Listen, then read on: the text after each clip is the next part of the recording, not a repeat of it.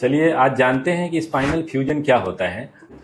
दो हड्डियों को आपस में, जिससे कमर की दो हड्डियां हैं जिनको वर्टिब्रा कहते हैं, जब उनको आपस में जोड़ने की जरूरत हो जबकि वो एक यूनिट बन जाए तो उसको हम फ्यूजन कहते हैं। फ्यूजन का मतलब कि जोड़ देना। तो जो नॉर्मली डिस्क के लेवल पे मूवमेंट होता है वो हम ब्लॉक कर देते हैं, तो ऐसे केसेज को फ्यूजन कहते हैं। फ्यूजन हम एक लेवल पे भी कर सकते हैं, 2 लेवल पे, 3 लेवल पे, डिपेंड्स करता है कि प्रॉब्लम क्या है आपको।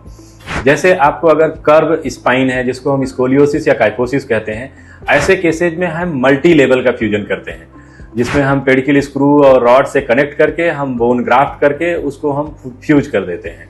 लेकिन अगर जैसे आपका सिंगल लेवल, 1 लेवल, 2 लेवल का केस है तो ऐसे केसेज में हमें तब जरूरत पड़ती है जब हमारी इंस्टेबिलिटी होती है कमर में, जिसको हम लिस्थेसिस कहते हैं। जिसमें हम क्या होता है कि आपकी एक वर्टिब्रा दूसरी वर्टिब्रा पे स्लिप कर जाती है। जब ये स्लिपेज होता है तो हमें उसको रोकने के लिए हमें स्क्रू डाल के उसको बांधना पड़ता है, और उसमें हमें बोन ग्राफ्ट और कुछ स्पेसर डाल के, जिसको हम केज कहते हैं, उससे हमें उसको जोड़ना होता है, जिसको हम फ्यूजन कहते हैं। तो ऐसे केसेज में जिसमें इंस्टेबिलिटी हो या हड्डी आपकी वर्टिब्रा जो है आगे पीछे खिसक रही हो, तो ऐसे केसेज में हमें स्पाइनल फ्यूजन शॉर्ट सेगमेंट की जरूरत पड़ती है।